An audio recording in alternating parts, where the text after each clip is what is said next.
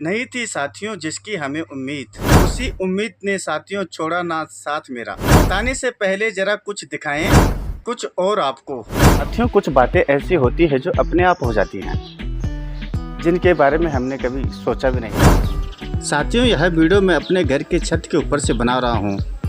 हमारे घर का जो छत है उससे चारों तरफ का एक सुंदर सा नज़ारा जो कि बहुत ही प्यारा और सुंदर सा लगता है। और साथियों ये हमारा गांव है और साथियों यहाँ से मैं हमारा बाज़ार जो है सामने जो मार्केट दिखाई दे रही है वो सामने यहाँ हमारी मार्केट है।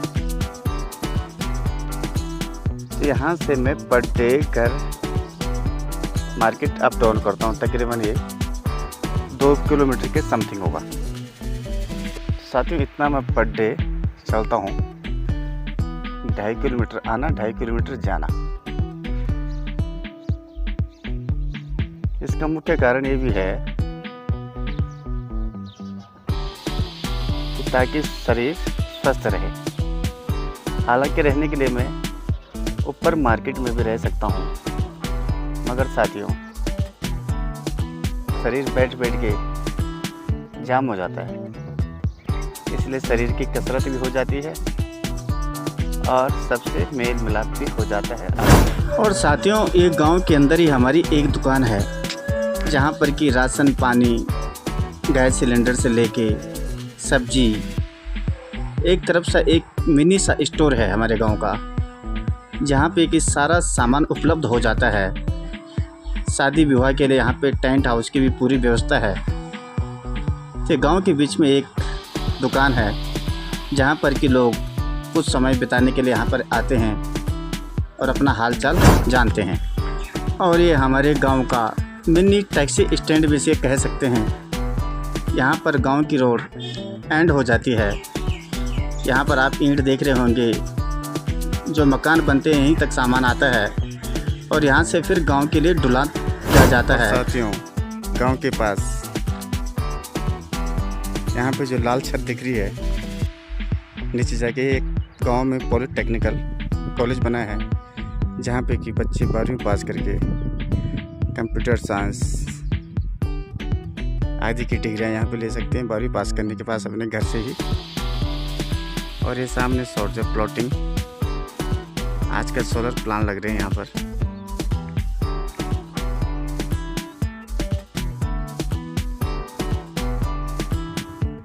ये हमारे गाँव। और साथियों ये एक गांव का फील्ड है जहां पर कि शाम को बच्चे वॉलीबॉल, क्रिकेट, कबड्डी इत्यादि कई खेल यहाँ पे खेले जाते हैं। खो खो शाम को गांव के सारे बच्चे इकट्ठे होकर इस फील्ड में आते हैं। और साथियों यह हमारे गांव का प्राथमिक स्कूल है जहाँ पे कि छोटे छोटे बच्चे 5वीं तक पढ़ाई करते हैं। तो हमारे पहाड़ों की सबसे बड़ी विशेषता यह है कि जहाँ प्लेन्सों में गर्मियों के टेम्परेचर 40, 45, 42 चल रहा है, वहीं पहाड़ों में साथियों आजकल सर्दी का मौसम सा देखा जाए तो पहाड़ एक स्वर्ग के समान है, जहाँ पे गर्मियों में ना तो ज़्यादा गर्मी और सर्दियों में ज़्यादा से ज़्यादा सर्दियाँ पड़ती है।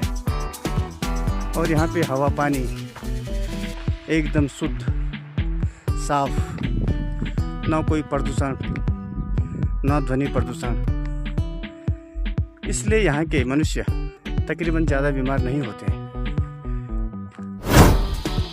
साथियों मुझे ही देखो, मैं पर डे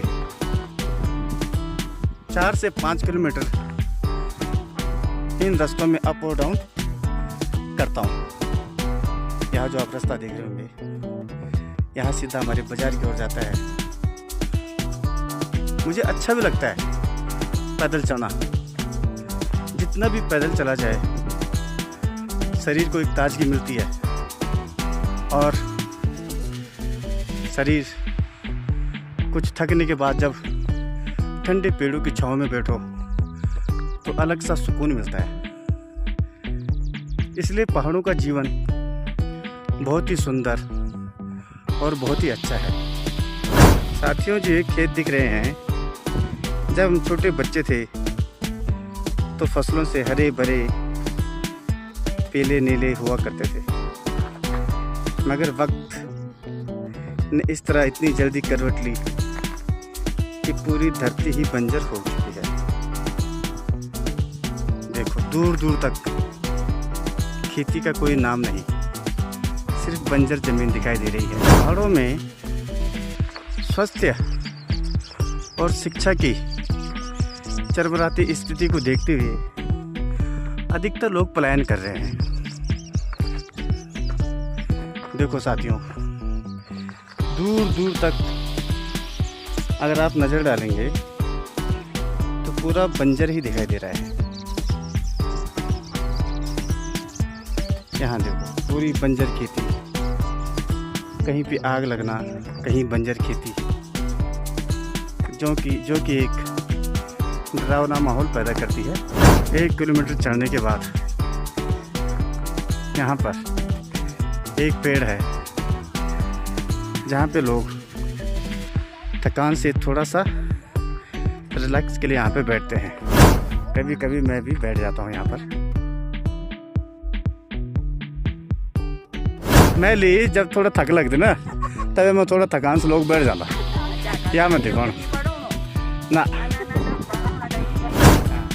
मेरा यहाँ दिखाने का उद्देश्य सिर्फ यह है कि हमें अपने स्वास्थ्य के साथ साथ अपने स्वास्थ्य का भी ख्याल रखना चाहिए। और स्वास्थ्य के साथ साथ जैसे हम अपने शरीर की सफाई करते हैं, शरीर से प्यार करते हैं, उसी तरह समाज की गंदगी को भी हम सबको एक होकर हटाना पड़ेगा, तभी हमारे समाज में बदलाव आएगा। किसी न किसी को साथियों पहले शुरुआत करनी होती है, चाहे कहीं से भी हो। दरअसल ये होता है कि हम दूसरे पर डिपेंड रहते हैं कि कब कोई आवाज़ उठाएगा, कब कोई आवाज़ उठाएगा। तो साथियों सबको अपने अपने हिसाब से, अपने अपने जहाँ पे हो, समाज को दूषित करने वाले लोग तकरीबन हर जगह हैं। ऐसे नहीं कि एक ही जगह हो या कहीं दूर हो। आपके आसपास भी ऐसे कई लोग होते हैं जो समाज को दूषित करते हैं और जिस कारण कि हमारे बच्चों को गलत शिक्षा मिलती है। तो साथियों ऐसे समाज का हम सबको बहिष्कार करना चाहिए। ऐसे सामाजिक जगहों पे जो समाज का उल्लंघन करते हैं, इनके खिलाफ सबको आवाज़ उठानी चाहिए। क्यों तकरीबन 2 किलोमीटर की दूरी में पूरी कर चुका हूँ, तकरीबन बाजार में पहुँच चुका हूँ।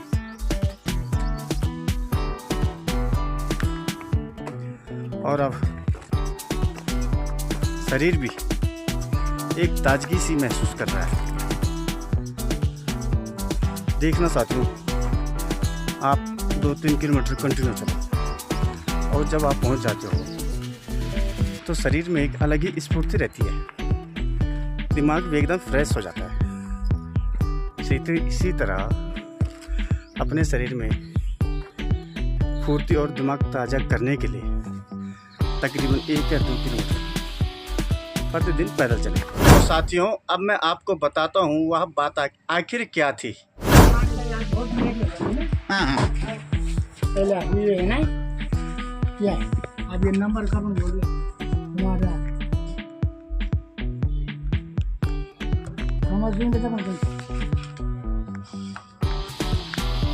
गूगल एडसेंस कब आए डाक? अच्छा, ये रिसीविंग जरूर है, नहीं तो पता चले कि क्या डाक क्या चले, क्या डाक क्या चले। बैठो चाय पानी बैठो नहीं